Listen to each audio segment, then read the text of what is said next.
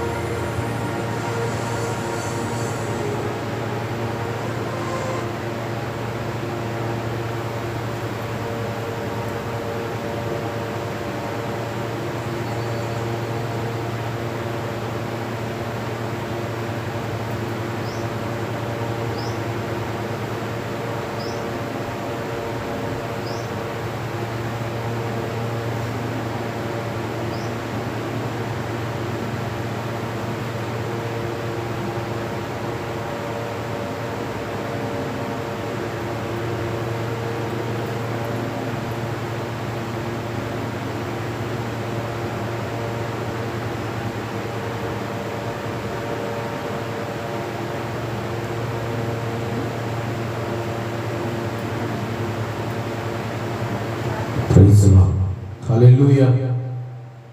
ప్రభువుకే స్తోత్రములు కలుగునుగాక.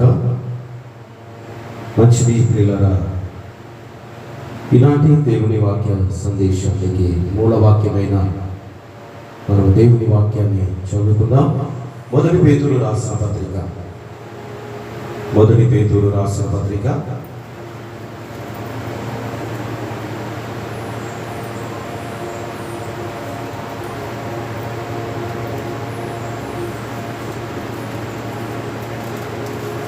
1వ అధ్యాయము 7వ వచనం.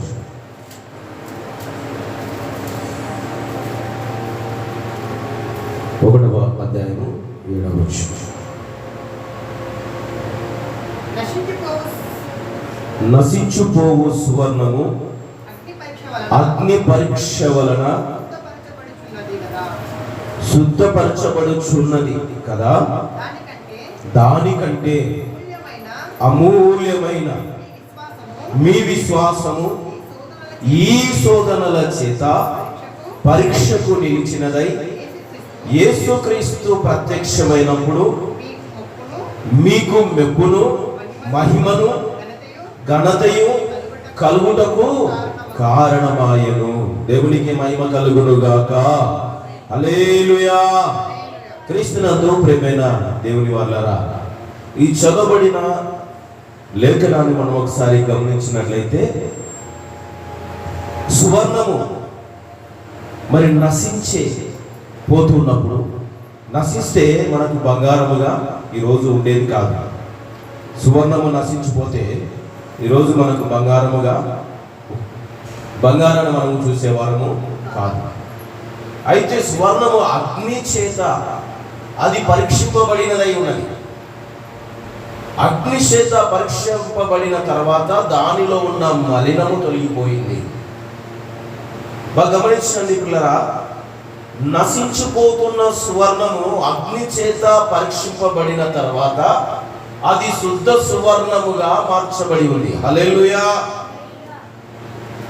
అది శుద్ధ సువర్ణమైన బంగారముగా మార్చబడి ఉంది. అంటే శ్రమల కొలిమిలో ఏ దాంట్లో కాల్చబడింది అనేది? శ్రమల కొలిమిలో. శ్రమల కొలిమిలో కాల్చబడిన తర్వాతనే అది స్వర్ణము బంగారముగా మార్చబడింది. హల్లెలూయా. ఇంకొక విషయాన్ని మనం గమనిస్తే అక్కడ ఇంకో మాట ఉంది, విశ్వాసము ఈ సోదరుల చేత పరీక్షకు నిలిచినదై అని రాయబడింది అక్కడ. అంటే విశ్వాసము బంగారము కంటే, అక్కడ అంటున్నాడు దానికంటే అని రాయబడి ఉంది. బంగారము కంటే అమూల్యమైనది మీ విశ్వాసము అని రాయబడింది. హల్లెలూయా. ఇప్పుడు బంగారానికి ఎంత విలువిస్తామో దానికంటే ఎక్కువైనది నీ విశ్వాసము. హల్లెలూయా. ఇప్పుడు బంగారాన్ని ఎంతగా ప్రేమిస్తామో అది నశించిపోతున్న స్వర్ణము బంగారముగా మార్చబడి ఉంది.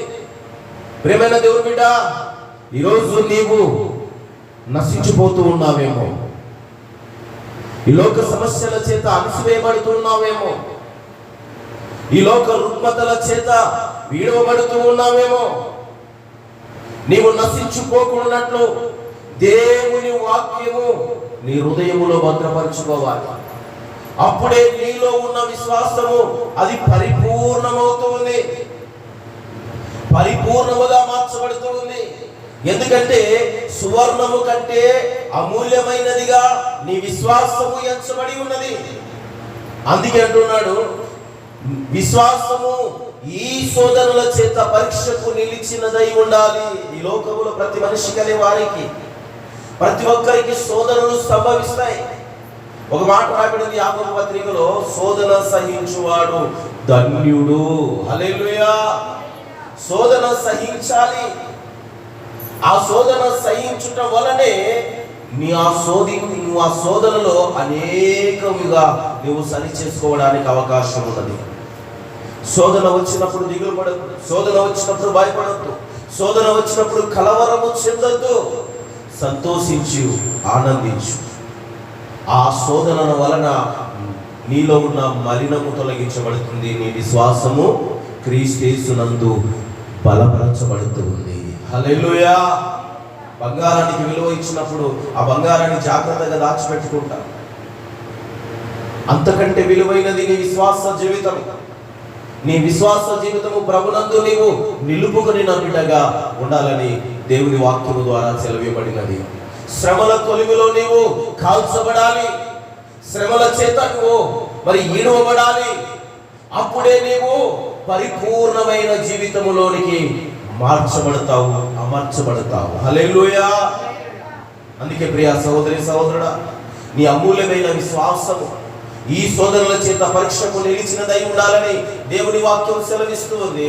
ఎప్పుడైతే నీ విశ్వాసము పరిపూర్ణమైనదిగా నిలువబడుతూ ఉందో, పరిపూర్ణమైనదిగా నిలుచుతూ ఉందో, అక్కడ ఇంకొక మాట ఉంది చూడండి, యేసుక్రీస్తు ప్రత్యక్షమైనప్పుడు మీకు మెప్పును మహిమయు ఘనతయు కలుగుటకు కారణమగును. ఏం కారణమవుతుంది? ఏది కారణమవుతుంది? మెప్పుకు, ఘనతకు, మహిమకు ఏది కారణమవుతుంది చెప్పాలి. అక్కడే ఉందిగా, నామకాలు చూస్తారేంది? అక్కడేముంది? విశ్వాసము. విశ్వాసమును నిలుపుకోవాలి. ఎవరెందుకు నిలపాలి? ప్రభునందు నీ విశ్వాసాన్ని నిలపాలి. శోధనలు వచ్చినా ప్రభునందు నిలపాలి, బాధలు వచ్చినా ప్రభునందు నిలపాలి, శ్రమలు వచ్చినా ప్రభునందు విశ్వాసం ఉంచాలి. అనేక విషయాలు మరి నిన్ను ఇబ్బందులు పాలు చేసినా నీ విశ్వాసాన్ని మాత్రము సన్నగిల్లనివ్వకూడదు. హల్లెలూయా. ఇప్పుడు నువ్వు మెడలో బంగారం ఇంత లావుగా వేసారు, ఇంత లావు బంగారాన్ని వేస్తే మెడకు అడ్డుగా ఉందని చెప్పి తీసేస్తారా? ఎందుకు? అది వేసుకోవడానికే నువ్వు ఆ బంగారాన్ని చేయించుకున్నావు. అది నీకు అడ్డని కాదు, అడ్డుగా లేదా అలంకారం అని చెప్పి దానిని ధరించుకుంటూ ఉన్నారు. చిన్న చిన్న షార్ట్ వీడియోలు యూట్యూబ్లో చూస్తుంటా, ఇంతింతలావు బంగారపు గొలుసులు వేసుకొని ఉంటారు. ఎందుకని? చేతులకు ఇంతింతలావు కడయాలు, బంగారు కడయాలు వేసుకొని ఉంటారు. ఎందుకని? వారికి అది ఇష్టం కనుక. అలాగునే ప్రభువైన యేసుక్రీస్తునందు నీ విశ్వాసము ఇష్టముతో నిలపాలి. అది నీకు అలంకారము, అది నీ జీవితాన్ని బాగుపరుస్తూ ఉంది. ఎప్పుడు అంటే అది ఎప్పుడు ఆ ప్రతిఫలం ఎప్పుడు నీకు కనబడుతుందంటే ప్రభు అయిన యేసుక్రీస్తు వచ్చినప్పుడు అది మెప్పుకు, మహిమకు, ఘనతకు కారణమవుతుంది. శ్రమ వచ్చిందని నీ విశ్వాసం నుండి మరి అల్ప విశ్వాసులుగా మారకండి. పిల్లరా, ఎప్పుడైతే నీ విశ్వాసములను కొనసాగుతావో, ఎప్పుడైతే నువ్వు దేవుని యందు నీ విశ్వాసాన్ని బలపరుచుకుంటావో, ఎప్పుడైతే నీ విశ్వాస జీవితాన్ని నీవు కొనసాగిస్తావో, కదలక నిత్యము సియోను కొండవలే ఎలాగైతే నీవు నిలిచి ఉండగలుగుతావో, శ్రమలు వచ్చినా, బాధలు వచ్చినా, ఇబ్బందులు వచ్చినా, కష్టం వచ్చినా, దుఃఖం వచ్చినా, ఈ లోకములో సంబంధమైనవి ఏమైనా నీ మీద పడి నిన్ను అణిచివేసినా వాటన్నిటి నుండి విడిపించగలుగుటకు సమర్థుడు ప్రభు అయిన యేసుక్రీస్తు. అందుకే ప్రియ దేవుని సంగమా, నీ విశ్వాసాన్ని విడము. నీ విశ్వాసమును వీడితే ఈ లోకమందు నీవు నశించిపోతావు. శ్రమ వచ్చిందని కుమిలిపోతే ఈ లోకములోనే నీవు విడిచిపెట్టబడతావు, అణిచివేయబడతావు, నలగగొట్టబడతావు. శ్రమల కొలిమిలో నీవు కాల్చబడాలి. అప్పుడే నువ్వు పరిపూర్ణమైన విశ్వాసిగా మార్చబడతావు. ప్రభు అయిన యేసుక్రీస్తు ఆయన రాకడలో వచ్చినప్పుడు నిన్ను ఆయన మెప్పుకు, ఘనతకు కారణముగా మరి నీ విశ్వాసము నిలుస్తుంది. హల్లెలూయా. అందుకే ప్రియ దేవులారా, అలాగున ఎప్పుడైతే నువ్వు నిలవగలుగుతావో నువ్వు విస్తరిస్తావు. హల్లెలూయా. ఏ విషయంలో నువ్వు విస్తరిస్తావు. అందుకే ఈ దిన దేవుని సందేశం ఏంటంటే విస్తరించుట. నీ విశ్వాసాన్ని విడిచిపెట్టావా, నువ్వు ఇంకా విస్తరించడం అంటే ఏంటి చెప్పండి? ఒక అభివృద్ధి. అందరికి అర్థమైనది చెప్పాలంటే విస్తరించుట అంటే అభివృద్ధి పొందాలంటే ప్రభునందే ఉండాలి. లోక సంబంధమైన అభివృద్ధి వేరు, ప్రభు అయిన యేసుక్రీస్తునందులో ఉన్న ఆశీర్వాదము మీకు అభివృద్ధిగా ఇస్తుంది. చూడండి, ఒక విషయాన్ని మనం జ్ఞాపకం చేసుకుందాం. ఏబు గ్రంథము 8వ అధ్యాయము, ఏబు గ్రంథం 8వ అధ్యాయము 7వ వచనాన్ని ఒకసారి చదవండి. ఏబు గ్రంథము 8వ అధ్యాయము 7వ వచనాన్ని ఒకసారి చదవాలని మనం చేస్తూ ఉన్నాం. అక్కడ ఉన్న మాట ఏమిటంటే, అప్పుడు పేజీ నెంబర్ వచ్చేసి 426. అప్పుడు నీ స్థితి మొదట కొద్దిగా నుండినను తుదకు నీవు మహాభివృద్ధి పొందుదువు. హల్లెలూయా. ఇంకా పేజీలు తిప్పుతూనే ఉన్నారు. కష్టపోయినాయిగా, తిప్పితేగా రోజు పేజీలు తొందరగా వస్తాయి. అప్పుడు నీ స్థితి మొదట కొద్దిగా నుండినను తుదకు నీవు మహాభివృద్ధి పొందేదవు. ఎప్పుడు? మొదట కొద్దిగానే ఉండే స్థితి, కానీ ఎప్పుడు నువ్వు మహాభివృద్ధి చెందుతావు? ఎప్పుడు చెందుతావు అని అంటే పై వచనాలు చదివితే మనకు అర్థమవుతుంది ఏ రీతిగా ఉంటే ప్రభులో నీవు అభివృద్ధి పొందుతావు. చూడండి, 4వ వచనం చదవండి. నీ కుమారులు ఆయన దృష్టి ఎదుట పాపము చేసిరేమో, కావుననే వారు చేసి తిరుగుబాటును బట్టి ఆయన వారిని అప్పగించేనేమో. నీవు జాగ్రత్తగా దేవుని వెతికిన ఎడలా, సర్వశక్తుడకు దేవుని బతిమలాడుకుని ఎడలా, నీవు పవిత్రవై యథార్థవంతుడమైన ఎడలా నిశ్చయముగా ఆయన నీ యందు శ్రద్ధ నిలిపి నీ నీతికి తగినట్లుగా నీ నివాస స్థలమును వర్ధిల్ల చేయును. అప్పుడు నీ స్థితి మొదటిగా కొద్దిగా ఉండినను తుదకు నీవు మహాభివృద్ధి చెందు అంటున్నారండి. ఇక్కడ అంటున్నాడు ఏబు భక్తులలో ఒక సుహీయుడకు మరి బిల్దాద్ అనే ఒక వ్యక్తి మాట్లాడుతున్న మాటలు. ఏబుకి ఎందుకు శ్రమలు వచ్చాయి? ఏబు ఎందుకు ఆ దీనమైన స్థితిలో పడి ఉన్నాడు? ఏబు ఎందుకు తన వల్లంతా కురుపులతో నిండి ఉన్నాడు? ఎందుకు ఆయన స్థితి ఈ రోజు అలాగున ఉంది? ఒకవేళ తన కుమారులు మరి దేవుని దృష్టి ఎదుట పాపము చేశారేమో, ఒకవేళ వారు చేసిన తిరుగుబాటును బట్టి ఆయన వారిని ఆ రీతిగా అప్పగించాడేమో. మరి ఎందుకు ఏమో అరిగి ఉంటూ ఉన్నాడు. వాని క్రియలు చొప్పున వానికి ప్రతిఫలము దయచేయమని దేవుని వాక్యం చెబుతుంది. అన్నట్లుగా వారు ఇక్కడ మాట్లాడుతూ ఉన్నారు. కానీ ఏమో ఏం చేశాడంటే, ప్రతిరోజు తన కుమారులు ఎక్కడ దేవుని వారి హృదయములో మరి పాపము చేసి దూషిస్తారేమో అని ప్రతిరోజు ఏం చేశాడంటే ఆయన వారి నిమిత్తము ఏం చేశాడు? మొదటి అధ్యాయం 5వ వచనం ఒకసారి చదవండి. 5, 6 వచనాలు. అక్కడ ఏబు గ్రంథం మొదటి అధ్యాయం. ఆయన చేసిన పని ఏంటంటే అక్కడ చెప్తున్నాడు చూడండి ఒకసారి. ఆయన చేసిన పని ఏంటంటే వారి కుమారుల నిమిత్తము వారి విధి దినములు పూర్తి కాగా ఏబు తన కుమారులను పాపము చేసి తమ హృదయములో దేవుని దూషించురేమో అని వారిని పిలువనంపించి వారిని పవిత్రపరిచి అరుణోదయముల లేచి వారిలో ఒక్కొక్కరి నిమిత్తము దహన బలి నర్పించుచూ వచ్చెను. దేవుని నిత్యం అలాగున చేస్తూ వచ్చాడు. ప్రియమైన దేవుడు, ఆయన భక్తిపరుడు, విశ్వాసములో కొనసాగుతున్నవాడు, దేవుని యందు భయభక్తులు కలిగి జీవిస్తున్నవాడు. తన కుమారుడు ఎక్కడ పాపము చేసి దేవుని దూషిస్తారేమో అని ప్రతిరోజు ఏం చేశారంట? దహన బలి అర్పిస్తూ వచ్చాడు. ఆయన అనేకముగా మరి ఆస్తి కలిగిన వాడు. కానీ రోజు ఆయన దీన స్థితిలో పడి ఉన్నాడు. ఆయన స్థితిని చూసి మరి ఆ వ్యక్తి మాట్లాడుతున్నాడండి. కానీ అక్కడ జరిగిన సంఘటన వేరు. శోధించబడుతూ ఉన్నాడు. పరీక్షింపబడుతున్నాడు. యోబు పరిశోధించబడుతూ ఉన్నాడు. ఆయనకు మరి ఉన్నది తన చేతులారా పోగొట్టుకోలేదు.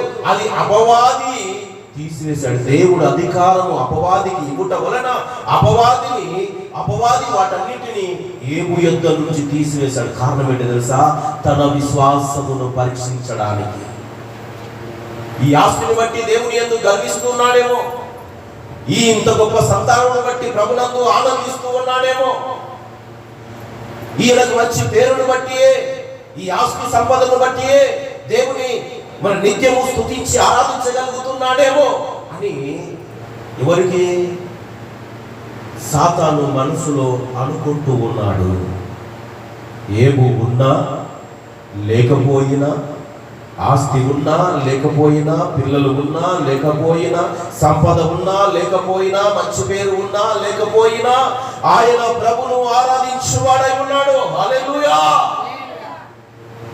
ఊజు దేశములోని గొప్ప ధనవంతుడు, ధనమున్నా లేకపోయినా, దానం ఏంటంటే సమస్త కీడులకు మూలము అని రాయబడింది. ప్రియ సహోదరుడా, ఈరోజు నీవు కూడా పరిశోధించబడాలి, పరీక్షించబడాలి, శోధనకు నిలిచినదై ఉండాలి. ఏబు నిలిచాడు, రెండింతల ఆశీర్వాదాన్ని సంపాదించాడు. అందుకే అంటున్నాడు, అతను ఏమై ఉన్నాడంటే అక్కడ, నువ్వు అదితి ఉన్నావేమో, నీ కుమారులు పాపం చేశారేమో, ఒకవేళ నీ కుమారులు తిరుగుబాటు చేశారేమో, నీవు జాగ్రత్తగా దేవుని ఎతికిన ఎడలా అని చెప్తూ ఉన్నాడు. ఏబుతో మాట్లాడండి. నీవు జాగ్రత్తగా దేవుని ఎతికిన ఎడల, సర్వశక్తుని దేవుని బతిమలాడుకుని ఎడల, నీవు పవిత్రమై యథార్థవంతుడమైన ఎడల, నిశ్చయముగా ఆయన నీ యందు శ్రద్ధ నిలిపి నీ నీతికి తగినట్లుగా నీ నివాస స్థలమును వర్ధిల్ల చెయ్యును. మొదట నీ స్థితి కొద్దిగానే ఉండనా, చివరికి నువ్వు మహాభివృద్ధి చెందుతావని మరి బిల్దాకు మాట్లాడుతున్న మాటలు. ఏమి ఎలాంటి వాడండి? అన్యాయస్తుడా? అక్రమం చేసేవాడా? అవిశ్వాస? పిల్లలు ఏమైపోయినా నాకేంటి అని మరి నిర్లక్ష్యం కలిగి కుటుంబం విషయంలో నిర్లక్ష్యం కలిగిన వాడా? కాదు. తన విశ్వాసముతో పాటు తన పిల్లలు కూడా దేవుని యందు భయభక్తులు కలిగిన వారిగా ఉండాలని ఒక మంచి ఆలోచన కలిగిన ఇంటి యజమానుడు, ఒక తండ్రి, మంచి తండ్రి. కానీ ఆ వ్యక్తి మాట్లాడుతున్నాడు, నువ్వు దేవుని వెతకడం లేదేమో, దేవుని బతిమలాడడం లేదేమో, దేవుని అడగడం లేదేమో, నీవు దేవుని అడిగితే నీ నివాస స్థలము వర్ధిల్లుతుంది, నీ స్థితి మొదట కొద్దిగా ఉన్న చివరికి అది మహాభివృద్ధి చెందుతుంది అని అంటాడు. అక్కడ 8వ వచనం ఒకసారి చదవండి అయ్యా. మనము నిన్నటి వారమే, మనకు ఏమీ తెలియదు, భూమి మీద మన దినములు నీడవలే ఉన్నవి. దేవునికి స్తోత్రం. హల్లెలూయా. ఎలా ఉండాలంట? మనం ఎలా ఉండాలంటే నిన్నటి వలె ఉన్నామంట. నిన్నటి నిన్నటి పోయినది ఈ రోజు వస్తుందా? నిన్న పోయినది ఈ రోజు, నిన్న జరిగింది ఈ రోజు జరగదు. మనిషి కూడా నిన్నటి వలే ఉన్నాడు, పోయిన దినము వలే ఉన్నాడు. హల్లెలూయా. గడిచిపోయిన దినము నిన్నటి దినము, ఆ దినము వలె మనిషి ఉన్నాడు. ఇంకొక విషయం అంటాడు, నీడవలే. మన దినములు ఎలా ఉన్నాయట? నీడవలే. ఎండ ఉన్నంత వరకే, నీలో ఆత్మ ఉన్నంత వరకే ఈ భూమి మీద నువ్వు నివసించగలవు. నీ ఆత్మను దేవుడు తీసివేసిన తర్వాత ఏమైపోతావు? శవమైపోతావు. దేవునికి స్తుతి కలుగునుగాక. హల్లెలూయా. అందుకే క్రీస్తునందు ప్రియదేవులారా, మీరు మీ విశ్వాసమును విడిచిపెట్టకుండా ఉంటే దేవుడు మీకు మీ ఎదుట శ్రద్ధ నిలిపి అభివృద్ధి చేయవాడై ఉన్నాడు. ఎలా ఉండాలంట? యథార్థత కలిగిన వారిగా ఉండాలి. అక్కడ 3 విషయాలు చెప్తున్నాడు. మొదటిగా ఏం చేయాలి? జాగ్రత్త కలిగి దేవుని వెతకే వారిగా ఉండాలి, అలాగే దేవుని బతిమలాడే వారిగా ఉండాలి, అలాగే ఎవరికి వారు పరిశుద్ధులై యథార్థవంతులై ఉండాలి. అప్పుడే దేవుడు నీ మీద శ్రద్ధ నిలిపి నిన్ను విస్తరింపజేస్తాడు, ఆశీర్వదిస్తాడు. హల్లెలూయా. మరి ఈరోజు సందేశం అదే, ఈరోజు సందేశం. అందుకే శ్రమ వచ్చినప్పుడు ఓర్చుకోవాలి, బాధ కలిగినప్పుడు అణుచుకోవాలి, దేవుని సన్నిధిలో ప్రార్థన చేయాలి. అందుకే ఇక్కడ రోమీయులకు రాసిన పత్రిక 5వ అధ్యాయం మనం ఒకసారి చూస్తే, ప్రియమైన వాళ్ళారా, రోమీయులకు రాసిన పత్రిక 5వ అధ్యాయము 3-4 వచనాలు ఒకసారి గమనిద్దాం. రోమీయులకు రాసిన పత్రిక 5వ అధ్యాయము 3-4 వచనాల్లో రాయబడిన మాటలు చూడండి. అక్కడ అంటున్నాడు, అయితే అంతేకాదు శ్రమ ఓర్పును, ఓర్పు పరీక్షను, పరీక్ష నిరీక్షణను కలుగజేయనని ఎరిగి శ్రమల యందు అతిశయపడుదాం. దేవునికి స్తోత్రం. హల్లెలూయా. ఏం చేయాలి? నువ్వు దీవించబడాలన్నా, ఆశీర్వదించబడాలన్నా, దేవుని చేత బలా నమ్మకమైన దాసురాలా అనిపించుకోవాలి అన్నా ఏం చేయాలంట? అతిశయమే దేని ద్వారా? శ్రమల యందు అతిశయపడాలి. అక్కడ అంటున్నాడు కదా, ఎరిగి శ్రమ ఓర్పును, ఓర్పు పరీక్షను, పరీక్ష నిరీక్షణను కలగజేయునని ఎరిగి తెలుసుకొని ఏం చేయాలంట? శ్రమల యందు అతిశయం గర్వపడాలి. శ్రమల యందు గర్వపడాలి. ఎవరైనా గర్వపడతారా? శ్రమలు వచ్చినప్పుడు కృంగిపోతారు, బాధపడతారు, దుఃఖపడతారు, కుమిలి ఏడుస్తారు. నాకే ఎందుకు ఈ శ్రమలు వచ్చాయి అని ఏడ్చేవారు లేకపోలేదు. హల్లెలూయా. క్రీస్తునందు ప్రియ దేవుని వాళ్ళారా, ఓర్పు కలిగితే, శ్రమలో నీవు ఓర్పు కలిగితే నువ్వు పరీక్షకు నిరీక్షణ వారిగా ఉంటారు. పరీక్షలో నువ్వు నెగ్గితే నిరీక్షణ కలగజేస్తూ ఉంది. ఆ నిరీక్షణ ద్వారా నీకు సంతోషము, ఆనందము, మెప్పు, మహిమ దక్కుతూ ఉంది. అందుకే ఏం చేయాలంట? వెతకాలి, దేవుని బతిమిలాడాలి, జాగ్రత్తగా మరి యథార్థతను కనుపరుచుకోవాలి. హల్లెలూయా. ప్రియమైన అందుకే ఈ దిన దేవుని సందేశం ఏంటంటే, ఎవరైతే ఇలాగున అన్నిటిని తట్టుకొని తాళుకొని నిలవబడగలుగుతారో వారే బ్లెస్ చేయబడతారు, అనగా విస్తరించబడతారు, ఆశీర్వదించబడతారు. హల్లెలూయా. అందుకే ప్రియ సహోదరి సహోదరుడా, చూడండి ద్వితీయోపదేశ కాండం, ఇక్కడ కొందరు గురించి మాట్లాడుతున్నాడు మాట. ద్వితీయోపదేశ కాండం 1వ అధ్యాయం 10వ వచనాన్ని జాగ్రత్తగా మనం పరిశీలన చేద్దాం. ద్వితీయోపదేశ కాండము 1వ అధ్యాయం 10వ వచనం. 10వ వచనంలో రాయబడిన మాట ఏమిటంటే, అప్పుడు నేను ఒంటరిగా మిమ్మను, అక్కడ 10వ వచనం, ద్వితీయోపదేశ కాండము 1వ అధ్యాయం 10వ వచనం ఏమంది? మీ దేవుడైన యెహోవా మిమ్మును విస్తరింప చేయును గనుక నేడు మీరు ఆకాశ నక్షత్రము వలె విస్తరించి ఉన్నారు. దేవునికి స్తోత్రం. హల్లెలూయా. ఎవరితో చెప్పాడు ఈ మాట? ఇది ఒక వాగ్దానము. ఇది ఒక వాగ్దానము. ఒక వ్యక్తితో దేవుడు చేసిన వాగ్దానము. ఆ వ్యక్తి ఎవరు అంటే ఒక అన్యుడు. హల్లెలూయా. దేవుని ఎరగని వాడు, దేవుని ఎరగని అన్యుడైన అబ్రామును దేవుడు పిలుచుకున్నాడు. అబ్రహామును దేవుడు పిలుచుకొని ఆయనతో దేవుడు మాట్లాడిన మాట, ఇదిగో నిన్ను దూషించు వారిని దూషిస్తాను, నీ శపించు వారిని శపిస్తాను, ఇదిగో నిన్ను అనేక జనములకు తండ్రిగా నియమిస్తాను, నీవు అనేకులకు ఆశీర్వాదకరముగా ఉందువు అని దేవుడు అతనితో వాగ్దానం చేశాడు. ఇంకొకసారి ఏ వాగ్దానం? ఆకాశం. అక్కడ ఏం చెప్తాడు? మీ దేవుడైన యెహోవా మిమ్మల్ని విస్తరింపచేయును గనుక నేడు మీరు ఆకాశ నక్షత్రం వలె విస్తరించి ఉన్నారు. ఈ మాట దేవుడు అబ్రహాముతో చెప్పాడు. ఆకాశ నక్షత్రము వలె నిన్ను విస్తరింపజేసి ఇశ్రాయేలుల వలె నీ పిల్లలు చేస్తానని చెప్పాడు. దేవునికి మహిమ కలుగును గాక. కారణం ఏంటి? ఎందుకు ఆ రీతిగా చేశాడంటే దేవునికి లోబడుట వలన. హల్లెలూయా. అబ్రహాము దేవునికి లోబడుట వలన తన విధేయతకు, తన నీతికి తగిన ఫలముగా మరి తన విస్తరణ, తన ఆశీర్వాదాన్ని దేవుడు అతని మీద కుమ్మరించాడు.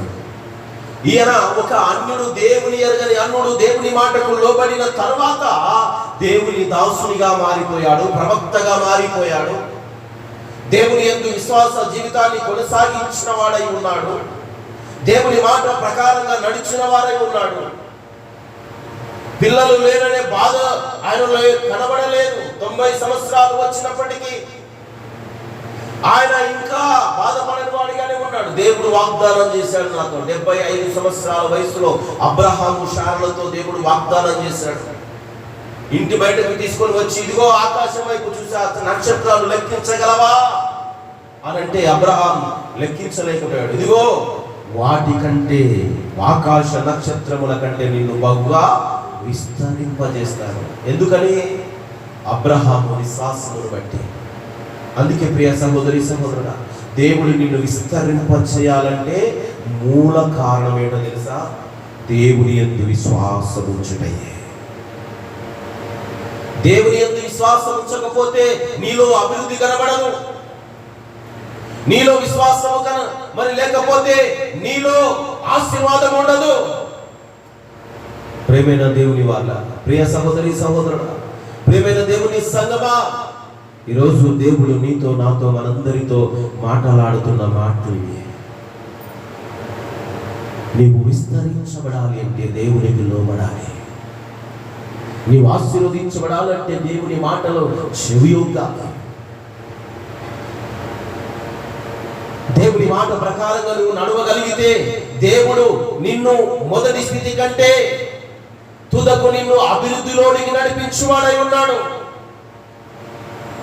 అందుకే దేవుని మాటలో, వాక్యములో ఉన్న సత్యమును ఎరిగిన బిడ్డలుగా మనం ఉండాలి. అన్యుడైన అబ్రాహాము దేవుని మాటకు లోబడ్డాడు, దేవుని దాసుడిగా చేపట్టాడు. ఇంకా ఇంకా ఇంకా ఇంకా దేవుని వాక్యాన్ని వింటూనే మన జీవితాన్ని ముగించేస్తాం. ఇంకెప్పుడు అభివృద్ధి కనబడుతుంది? ఇంకెప్పుడు నీవు విస్తరిస్తావు? ఇంకెప్పుడు ఆశీర్వాదకరంగా నీవు నిలుస్తావు, ఆశీర్వాదకరంగా మార్చబడతావు. అందుకే నీవు దేవుని జాగ్రత్తగా వెతకాలి, దేవుని బతిమిలాడాలి, నువ్వు యథార్థతను నువ్వు కనుపరుచుకోవాలి. అప్పుడే నీ నివాస స్థలము ఆశీర్వాదకరంగా మార్చబడుతుంది. హల్లెలూయా. ప్రియమైన వాళ్ళరా, ప్రియ సహోదరి సహోదరుడా, అబ్రహాము దేవుని నమ్మాడు, అతనికి నీతిగా ఎంచబడిందని దేవుని వాక్యము సెలవిబడింది. అతనితో దేవునికి లోబడినందువల్ల దేవుడు అతన్ని విస్తరింపజేశాడు. ఏ రీతిగా? దేవుని వాక్యం ఆకాశ నక్షత్రముల కంటే విస్తరింపజేస్తారని దేవుడు వాగ్దానం చేశాడు. చూడండి ప్రియములారా, మరొక విషయాన్ని విజ్ఞాపకం. ఆదికాండం 22వ అధ్యాయం 17వ వచనాన్ని ఒకసారి చూద్దాం. అబ్రహాముతో దేవుడు చేసిన వాగ్దానం ఇది. చూద్దామా? 22వ అధ్యాయం, ఆదికాండం 22వ అధ్యాయము 17వ వచనములో రాయబడిన మాట త్వరగా చదవాలి.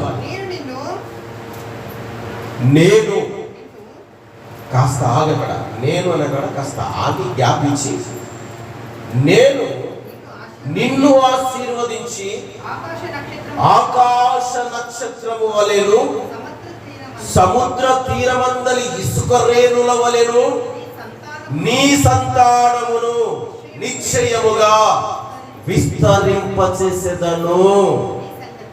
నీ సంతతి వారు తమ శత్రువుల గవిని సొంతము చేసుకొనేదరు. స్వాధీనం అంటే సొంతము చేసుకొని వారై ఉన్నారు. దేవునికి స్తోత్రం కలుగును గాక. దేవుడు మాట్లాడిన మాటలు, ఆయన మాట ఇస్తే తప్పని వాడు కాడు. మన తీర్మానము బలమైనదిగా ఉండాలి.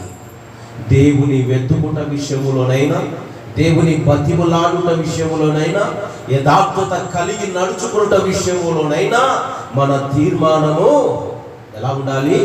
బలమైనదిగా ఉండాలి. బలమైన విశ్వాస జీవితములో కొనసాగించువారమై ఉండాలి. ఎప్పుడైతే నీవు అలాగునా నడవగలుగుతావో తప్పకుండా దేవుని ఆశీర్వాదాన్ని చూడగలుగుతావు. లేదంటే ఎట్టుండదో తెలుసా? ఇప్పుడు ఆ బెడ్షీట్ అక్కడే వేసాం, దాన్ని ఎవరు తీయకపోతే ఏమవుతుంది? అది అక్కడే ఉంటుంది. మన జీవితం కూడా అంతే. మన విశ్వాస జీవితంలో మనం ముందుకు కొనసాగకపోతే మనము అక్కడే ఉండిపోతాం. దేవునికి స్తోత్రం కలుగును గాక. అందుకే ప్రియ దేవుని సంగమా, జాగ్రత్తగా గమనించు. నీవు అభివృద్ధి చెందాలి అన్నా, నువ్వు వర్ధిల్లాలి అన్నా, నీ విశ్వాసాన్ని మొదటిగా కాపాడుకోవాలి. అప్పుడే నువ్వు బహుగా విస్తరిస్తావు, అంటే ఆశీర్వదించబడతావు. చూడండి, మరొక విషయాన్ని నేను జ్ఞాపకం చేయాలని ఆశపడుతూ ఉన్నాను. ఎందుకంటే అబ్రహాము వలె నీవు నేను ఆశీర్వాదకరముగా మార్చబడుదుముగాక. చూడండి, ద్వితీయోపదేశకాండం 10వ అధ్యాయం 21వ వచనం. ద్వితీయోపదేశకాండం 10వ అధ్యాయం 21వ వచనములో రాయబడిన మాటలు ఇవి. తీసిన వారు చదవాలి. ఆయనే కీర్తనీయుడు, నీ కన్నులను చూచుచు ఉండగా భీకరమైన ఆ గొప్ప కార్యములను నీ కొరకు చేసిన నీ దేవుడు ఆయనే. ఎవరంటే ఆయన భీకరమైన గొప్ప కార్యములు చేయవాడు ఆయన. నువ్వు ఊహించలేనన్ని కార్యములు చేయవాడు ఆయన. అందుకే ఆయన కార్యములు నీవు కనులారా చూడగా ఆయన చేసే దేవుడు. హల్లెలూయా. 19 అక్కడే పై వచనాలు చదవండి.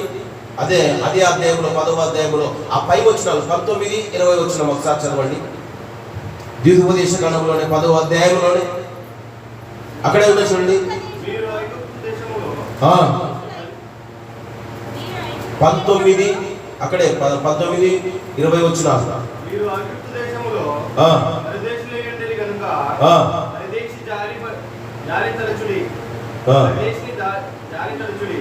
నీ దేవుడైన యెహోవాకు భయపడుడి, ఆయన సేవించు, ఆయన హత్తుకొని ఆయన నామమును ప్రమాణముగా చేయవలెను. ఆయనే నీకు కీర్తనీయుడు, నీవు కనులారా చూడవలెను. భీకరమైన గొప్ప కార్యములు నీ కొరకు చేసి నీ దేవుడు ఆయనే. నీ పితరులు 70 మంది ఐగుప్తులకు వెళ్ళిరి.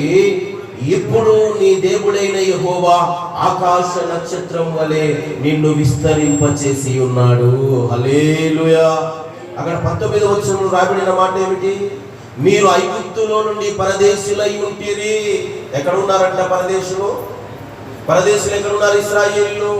ఇశ్రాయేలు అందరూ పరదేశులు ఏమై ఉన్నారు?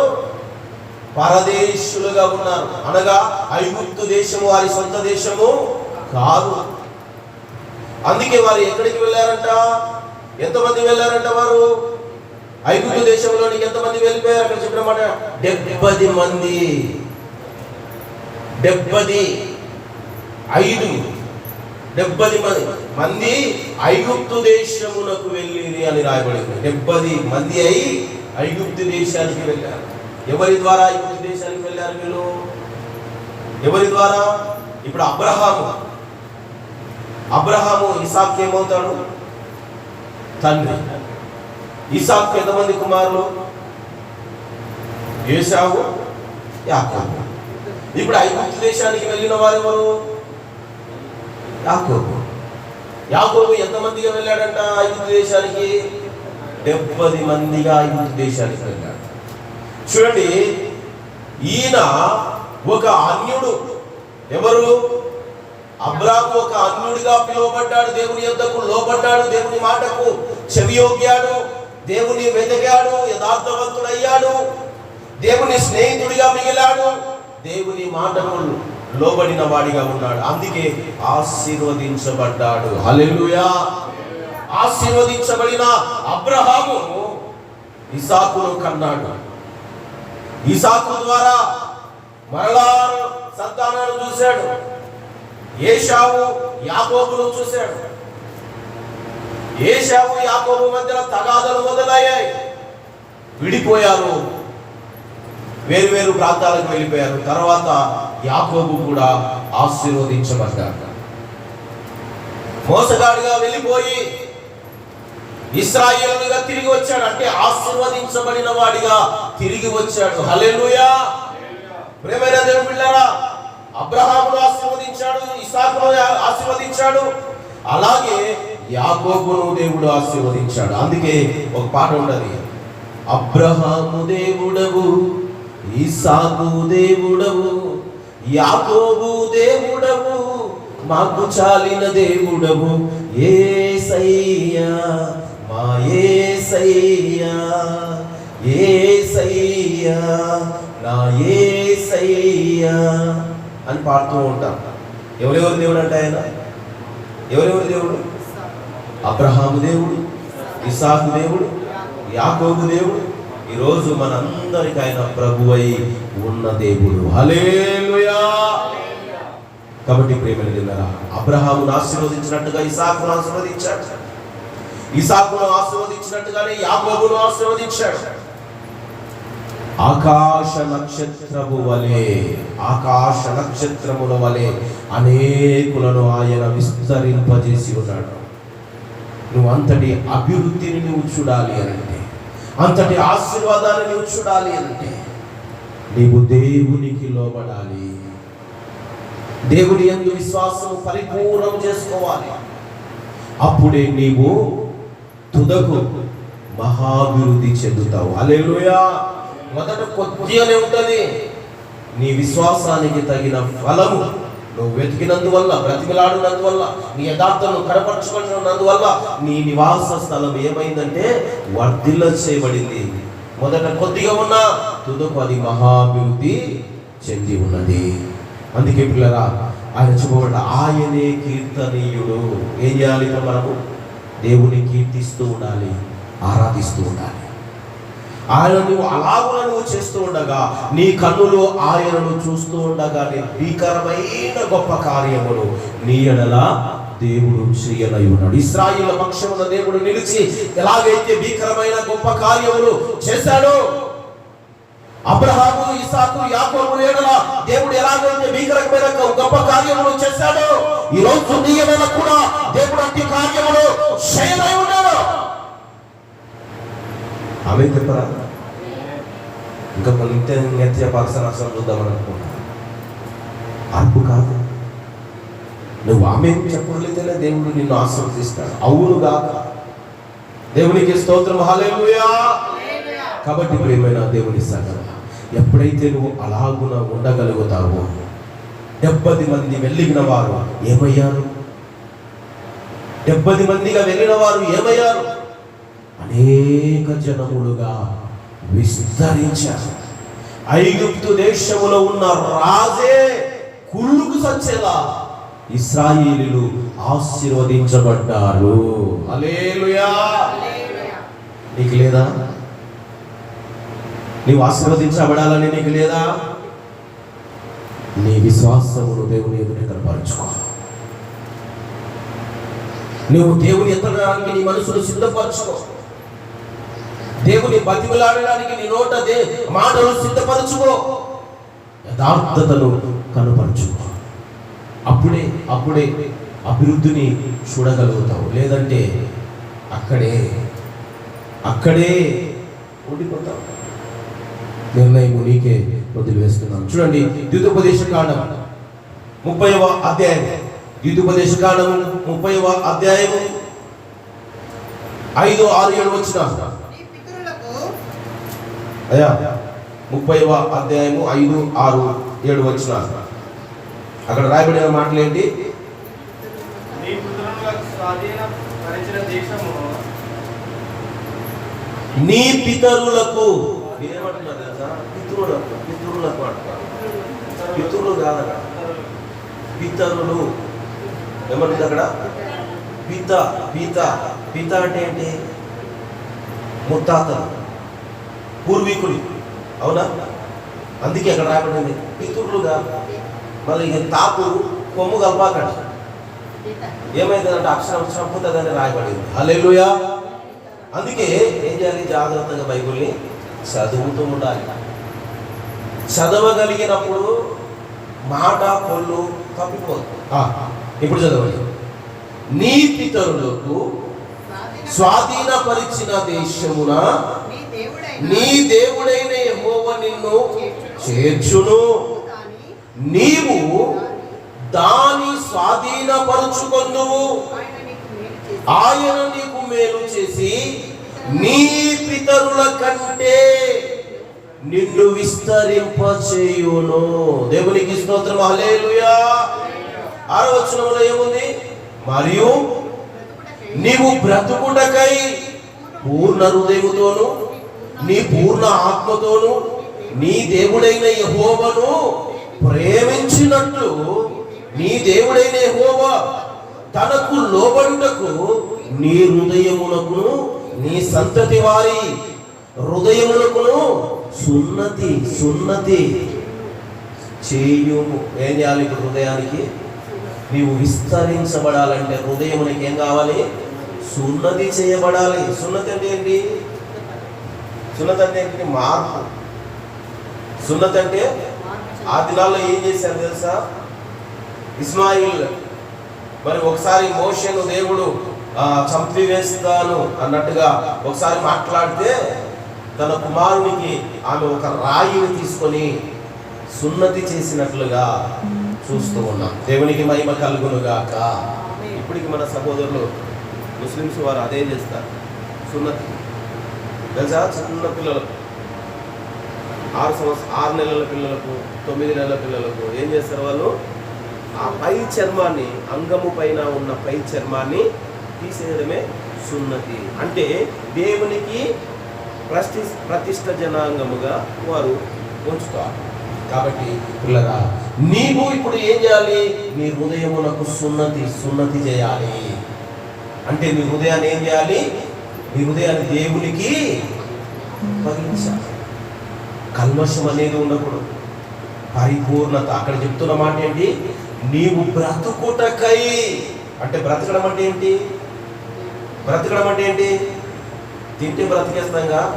ఇదేంటి బ్రతకడము? దేవుని ఆరాధిస్తే బ్రతికేస్తామా? దేవుని స్తుతిస్తే బ్రతికేస్తామా? ఎస్, బ్రతుకుతాం. ప్రభునందు విశ్వాసములో ఉంటే చనిపోయినా బ్రతుకుతావని యోహాను సువార్త 11వ అధ్యాయం 24, 25, 26 వచనాల్లో మనకు కనబడుతుంది. ప్రతివాడు బ్రతికి తన యందు మరలా విశ్వాసం ఉంచితే ఎన్నటికీ చనిపోడని 26వ వచనంలో మనకు కనబడుతూ ఉంది. అయితే బ్రతుకురా, ఇప్పుడు నువ్వు బ్రతకాలి అంటే నీ హృదయంలో సున్నతి. ఆ సున్నతి ఎలా చేయబడాలి? పరిపూర్ణత. చూడండి ఎక్కడ అంటున్నాడు? నీ పూర్ణ హృదయముతోను నీ పూర్ణ ఆత్మతోను నీ దేవుడైన యెహోవాను ప్రేమించున్నట్లు హృదయమునకు ఏం కావాలి? సున్నతి కావాలి అంటే పరిపూర్ణమైనది. నువ్వు ఆరాధించిన విషయంలో కల్మషం ఉండకూడదు. నీవు దేవుని స్తుతించిన విషయంలో కల్మషం ఉండకూడదు. దేవుని సన్నిధికి నడిచిన విషయంలో కల్మషం ఉండకూడదు. దేవుని సన్నిధిలో ఉండుట విషయంలో కల్మషం ఉండకూడదు. హృదయములకు కల్మషం ఉండకుండా ఉండాలి అంటే సున్నతి చేయబడాలి, ప్రతిష్ఠించబడినదై ఉండాలి.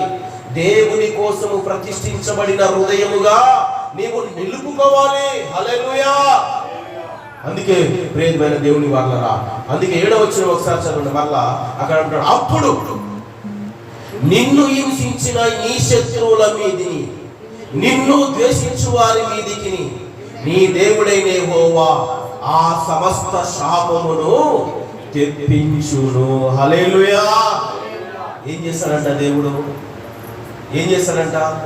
నీ శత్రువులు వచ్చిన వారిని, నీ మీదకి వచ్చిన వారిని, మరి నిన్ను హింసించి బాధ పెట్టి మరి నిన్ను మరి దుఃఖపరిచిన వారికి ఏం చేస్తాడంట దేవుడు? శాపము తెస్తాడంట. ఎందుకు?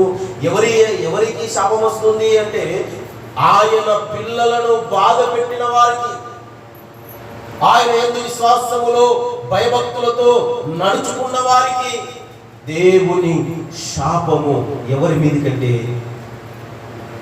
బాధ పెట్టిన వారి మీదకి. నీ యందు నీ మీద మరి నిందలు మోపిన వారి మీదకి, నిన్ను అబద్ధముగా నీ మీద చెడ్డ మాటలు మాట్లాడిన వారి మీదకి దేవుని శాపం వస్తుంది. హల్లెలూయా. కాబట్టి యెహోషువ గ్రంథాన్ని ఒకసారి చూద్దాం పిల్లరా. యెహోషువ గ్రంథం దేవుడు మార్పు కోరుకుంటున్నాడు. అబ్రహాములో దేవుడు మార్పును చూశాడు, ఆశీర్వదించాడు. అబ్రహాములో వచ్చిన మార్పును మరి ఏమిటి అంటే ప్రియరా, అబ్రహాము తన స్వదేశమును విడిచుటయే గొప్ప మార్పు. హల్లెలూయా. అబ్రహాము తన స్వదేశమును విడిచుటయే, ఇంకంతకన్నా మించినది గొప్ప మార్పు ఇంకా ఏది లేదండి. ఎక్కడి నుంచి ఎక్కడ విడిచాడు దేవుడు? ఎక్కడ అబ్రహాము మరి తన స్వదేశం ఏంటి అనంటే అక్కడ రాయబడిన విషయాలు మనం చూద్దాం. 2వ వచనం 24వ అధ్యాయం యెహోషువ గ్రంథం 24వ అధ్యాయం 2, 3, 4 వచనాల్లో రాయబడిన విషయాలు మనం జ్ఞాపకం చేసుకుందాం. యెహోషువ జనులందరితో ఇట్లా నేను ఆయన యెహోషువ మాట్లాడుతూ ఉన్న మాటలకి ఇశ్రాయేలు దేవుడైన యెహోవా చెప్పినది ఏమనగా, ఆది కాలము నుండి అనగా మొదటి కాలము నుండి, ఆది అంటే మొదట, ఆ మొదటి కాలముల నుండి, మొదటి సంవత్సరముల నుండి, మొదటి దినముల నుండి, మొదటి గడియల నుండి ఇలా చెప్పుకుంటూ పోతే మొదట ఆ కాలము నుండి మీ పితరులు అనగా అబ్రహామును, నాహోరును, తండ్రి అయిన తెలాహు కుటుంబీకులను నది అనగా ఇఫ్రాటిస్ నది ఎక్కడుందో చెప్తాను. అద్దరిని అంటే అవతల నివసించి ఇతర దేవతలను పూజించిరి. అయితే నేను నది అద్దరి నుండి మీ పితరుడైన అబ్రహామును తోడుకొని వచ్చి కానాను దేశమంతటా సంచరింపచేసితిని. హల్లెలూయా. ఎక్కడ సంచరింపజేశాడు? కానాను దేశములో సంచరింపజేశాడు. తన స్వదేశమును విడిచి ఎక్కడికి వచ్చాడు? ఆయన కానాను దేశములోనికి వచ్చాడు. దేవునికి స్తుతి కలుగునుగాక. అక్కడ ఇంకో మాట ఏమంటాడు? సంచరింపచేసి అతనికి సంతానమును విస్తరింపచేసి అతనికి ఇస్సాకును ఇచ్చి తిని. హల్లెలూయా. ఎవరికి ఇచ్చాడు ఇస్సాకును? అబ్రహాముకు ఇచ్చాడు. ఆయన తన స్వదేశముల నుండి వచ్చాడు. ఆ స్వదేశము నుండి వచ్చి కానాను దేశంలోనికి వచ్చాడు. కానాను దేశములో మరి ఏం చేశాడు దేవుడు? అతన్ని విస్తరింపజేశాడు. హల్లెలూయా. క్రీస్తునందు ప్రియులుగా మీకు ఒక మాట చెప్తానన్నాను. ఇఫ్రాటిస్ నది ఎక్కడ ఉంది అనంటే ఏదెను తోటలో ఉంది. ఏదెను తోటలో 4 పాయలుగా, ఆ ఏదెను తోటలో 4 పాయలుగా సముద్రము పారేను అని రాయబడి ఉంది. ఒకసారి మీకు చూపిస్తాను. అక్కడ పేర్లు రాయబడ్డాయి. 1వ అధ్యాయం అనుకుంటా, చూడండి. ఆదికాండము 1వ అధ్యాయము లేదా?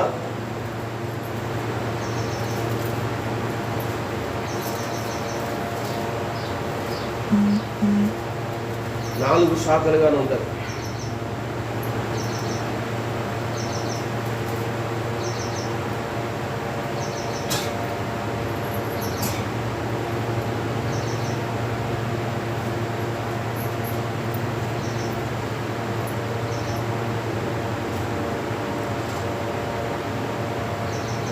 దేవుని నామానికి స్తోత్రం.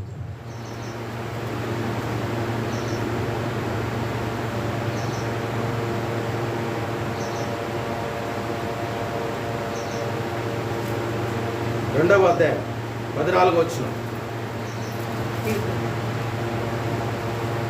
ఆదికాండము 2వ అధ్యాయం 14వ వచనం. ఇక్కడ రాబడినది లేదా 12వ వచనం నుంచి చదవండి. ఆ దేశపు బంగారము శ్రేష్టమైనది. ఒక్క నిమిషం. 14వ వచనమే చదవండి. మూడవ నది పేరు హిద్కేలు అను అషూరు తూర్పు దేశం వైపు పారుచున్నది. నాలుగవ నది ఏముంది అక్కడ? యూఫ్రటీస్ అని ఉంది. అవునా? నాలుగవ నది ఉందా? ఎక్కడ ఉందంటే ఇది ఏదెను తోటలో. దేవునికి స్తోత్రము కలుగును గాక. హల్లెలూయా. చూడండి 9-10 వచనాలు మనం చూస్తే, 7 వచనాల్లో చూస్తే ఏదెను తోటలో నరుని అక్కడ మరి నేల మట్టిలో నుండి నరుడు నిర్మించిన నాసిక రంధ్రములలో జీవవాయువులో నరుడు జీవాత్మాయను. అది 9వ వచనంలో దేవుడైన యెహోవా తూర్పున ఏదెను తోట ఒకటి వేసి దానిని నిర్మించి నరుని దానిలో ఉంచెను. ఎక్కడ ఉంచాడంట దేవుడు? ఏదెను తోటను అక్కడ నిర్మించి దాన్ని కాయుటకు ఎవరు ఉంచాడు దేవుడు? నరుణ్ణి. ఏదెను తోటలో 4 పాయలుగా అందులో ఉన్నవి. 10వ వచనం మనము చూస్తే మరియు ఆ తోటను తడుపుటకు, దేవునికి స్తోత్రం హల్లెలూయా, ఆ తోటను తడుపుటకు ఏదెనులో నుండి ఒక నది బయలుదేరి అక్కడ నుండి చీలిపోయి 4 శాఖలు ఆయను. ఒక్క నది బయలుదేరింది. ఏదెను తోటలో ఒక్క నది బయలుదేరి ఏమైందంట? అది చీలిపోయి 4 శాఖలుగా మారిపోయింది. ఆ 4 శాఖలలో ఒకటే యూఫ్రటీస్ నది. అందుకే ఇక్కడ మనం చదువుకుంటున్న మాట ఏమిటి? ఇందాక మనం ఏం చదువుకున్నాము? న్యాయాధిపతుల గ్రంథము యెహోషువ మనం ఇందాక చదువుకుంది. అక్కడ యెహోషువ గ్రంథం 24వ అధ్యాయంలో మరి 3వ వచనములో లేదా 2వ వచనంలో రాయబడిన మాట మధ్యలో తండ్రి అయిన తిరాహు కుటుంబీకులను నది అంటే యూఫ్రటీస్ అద్దరిని అంటే ఆ నది అవతల ఉన్న వారిని ఏం చేశాడంట దేవుడు? అద్దరిని నివసింపచేసి వాళ్ళు నివసిస్తూ ఆ యూఫ్రటీస్ నది అవతల నివసిస్తూ వారు ఏం చేశారంట? అన్య దేవతలను వారు పూజించిన వారిగా ఉన్నారు. అంటే అబ్రహాము ఎవరు? ఇప్పుడు అబ్రహాము ఎవరు? అన్యుడు, విగ్రహారాధన చేస్తున్నవాడు, దేవతలను పూజించినవాడు. ఇప్పుడు కాదండి, అప్పటి నుండే దేవతలను పూజిస్తూ ఆరాధిస్తూ వస్తున్న వారు ఉన్నారు. ఆనాడే ఎన్నో ఐగుప్తు దేశములో ఎన్నో దేవతలు మరి చేయబడి ఉన్నవి. ఈ రోజుల్లో చాలా ఉన్నాయి. అయితే అబ్రహాము అన్యుడు అయినప్పటికీ దేవుని మాటకు లోబడి దేవుని మాట ప్రకారంగా నడుచుకున్నందుకు, దేవుని వాగ్దానము చేసిన దాని మీద నమ్మకం వచ్చినందుకు అతడు నీతిమంతుడిగా ఎంచబడ్డాడు. అతనికి నీతికి తగినట్టుగా ప్రతిఫలాన్ని చూశాడు. కుమారుని కూడా పొందుకున్నాడు. హల్లెలూయా. ఆయన ఇస్సాకును పొందుకున్నాడని 3వ వచనంలో మనం చూస్తాం. 4వ వచనాన్ని ఒకసారి చదవండి. 24 వచనం. ఇస్సాకునకు నేను యాకోబునకు ఏశావులని ఇచ్చితిని. ఇస్సాకునకు ఏమేమి ఇచ్చాడంట? ఎవరిని ఇచ్చాడంట? ఏశావును యాకోబుని కుమారులుగా దేవుడు అనుగ్రహించాడు. శేయీరు మన్యములను స్వాధీనపరుచుకున్నట్లు వాటిని ఏశావుకి ఇచ్చితిని. యాకోబు అతని కుమారులకు ఐగుప్తునకు దిగిపోమురి. హల్లెలూయా. ఏం పోయారంట వాళ్ళు? ఐగుప్తుకు దిగిపోయారు. ఎంతమందిగా దిగిపోయారు ఐగుప్తుకి? ఎంతమందిగా? 70 మందిగా. యాకోబు 70 మందిగా ఐగుప్తు దేశానికి వెళ్ళిపోయారు.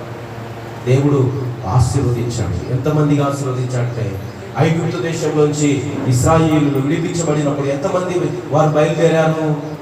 సుమారుగా 6 లక్షల మంది బయలుదేరారు. ఎవరు వారు? ఆశీర్వదించబడిన జనాంగము. ఎవరి చేత ఆశీర్వదించబడ్డారు? యాకోబు చేత. దేవుడు యాకోబును ఆశీర్వదించాడు. వారి యాకోబుకు 12 కుమారులు, ఒక కుమార్తె. 12 కుమారులు, ఒక కుమార్తె. ఆ 12 కుమారుల్లో మొదటిగా ఐగుప్తు దేశములకు చేరిన వారు ఎవరు అంటే యోసేపు. ఐగుప్తు దేశానికి ఎలా చేరాడు అంటే, ఆ గుగ్గిలము అమ్మేవారికి అమ్మి వేశారు. వీడు కలల భావములు చెప్పేవాడని, వీడు ఎప్పుడు కలలు చెప్పుకుంటున్నవాడని చెప్పేసి ఎక్కువగా యాకోబు యోసేపును ప్రేమించినందువల్ల అన్నలకు ద్వేషం పుట్టింది. కొట్టారు, గుడ్డలో పడవేశారు, గుడ్డ నుంచి పైకి తీశారు, గుగ్గిలకు అమ్మే వాళ్ళకి అమ్మి వేశారు. వాళ్ళు ఆ గుగ్గిలం అమ్మే వాళ్ళు తీసుకుపోయి ఐగుప్తు దేశంలో వాళ్ళు అమ్మి వేశారు. పొతిఫరుకి అమ్మి వేశారు. పొతిఫరు తన ఇంట్లో పెట్టుకున్నాడు. ఎప్పుడైతే యోసేపు తన ఇంట్లో అడుగు పెట్టాడో ఆ కుటుంబము అంతకంతకు ఆశీర్వాదకరంగా మార్చబడింది. కారణం ఏంటో తెలుసా? దేవుని యందు విశ్వాసం ఉంచి భయభక్తులు కలిగిన వాడిగా యోసేపు ఉన్నందువల్ల, నీతి న్యాయములు జరిగించిన వాడిగా యోసేపు ఉన్నందువల్ల ఆ పొతిఫరు కుటుంబము అంతకంతకు ఆశీర్వాదకరంగా మార్చబడింది. సాతాను మరి కన్ను పుట్టింది. మరి ఆ పొతిఫరు భార్య అతని మీద కన్ను వేయగా ఆయన పై వస్త్రమును పాపమనే జీవితాన్ని వదిలివేసి పారిపోయాడు. నిందల పాలయ్యాడు. జైల్లో వేయబడ్డాడు. జైల్లో కూడా అధికారాన్ని సొంతం చేసుకున్నాడు. అక్కడ ఇద్దరు ఐగుప్తు దేశంలో రాజు దగ్గర ఉద్యోగస్తులైన వారు మరి ఆ జైల్లో బంధించబడ్డారు. ఆ జైల్లో బంధించిన వారితో యోసేపు కలబాబును చెప్పాడు. ఒకడు విడిపించబడతాడు, ఒకడు ఉరి తీయబడతాడు అని చెప్పాడు. అలాగే జరిగింది. ఆ విడిపించబడిన వాడు వెళ్ళి రాజు దగ్గర చెప్పాడు, అయ్యా నీ కలబాబును చెప్పడానికి ఇదిగో జైల్లో ఒకడు ఉన్నాడు. ఆయన కలబాబు ఏంటి తెలుసా? 7 సంవత్సరాలు 7 సముద్రంలో నుండి 7 ఆవులు పైకి వస్తాయి. 7 బలిచిన ఆవులు ముందుగా వస్తాయి. తర్వాత 7 పక్క చిక్కిన ఆవులు వచ్చి ఆ బలిసిన ఆవులను తినివేస్తాయి అని ఒక కల పడింది. ఆ ఐగుప్తు ఫరో రాజుకి తల బిక్కుంటున్నాడు. అర్థం కావడం ఏంటి అని. అయితే ఆ సమయంలోనే ఒకడు విడిపించబడ్డాడు, ఒకడు చంపివేయబడ్డాడు. ఆ విడిపించబడిన వాడు చెప్పాడుగా, యోసేపు చెప్పాడుగా అతని గురించి. ఆ వ్యక్తి అప్పుడు గుర్తు చేసుకుని, అయ్యా నీ కలబావానికి సరైన సమాధానం ఇచ్చివాడు జైల్లో ఉన్నాడు, త్వరగా తీసుకుంటాడు. తెచ్చి రాజు ఎదుట నిలబెట్టినప్పుడు ఆ రాజుకు సరైన సమాధానాన్ని ఇచ్చాడు. కలబావాన్ని ఎంతో మంది పండితులను అడిగాడు, అయినా సమాధానం చెప్పలేకపోయాడు. కానీ యోసేపు ఇట్టే సమాధానం చెప్పేశాడు. ఆయన ఇచ్చిన సమాధానం ఏంటి తెలుసా? అయ్యా 5 ఐగుప్తు దేశంలో 7 సంవత్సరాలు బహుగా ఈ చేళ్ళు పంటలు పడుతాయి. బహుగా ఈ ఐగుప్తు దేశంలో పంటలు బాగా పండుతాయి. కానీ 7 సంవత్సరాలు మరలా పంటలు పండవు. కరువు వస్తూ ఉంది. ఐగుప్తు దేశం అంతటా కరువు వచ్చేస్తుంది. ఇదే దేవుడు నీకు చూపిన కలబావ అని చెప్పినప్పుడు మరి ఏం చేయాలంటే సలహా ఇస్తాడు.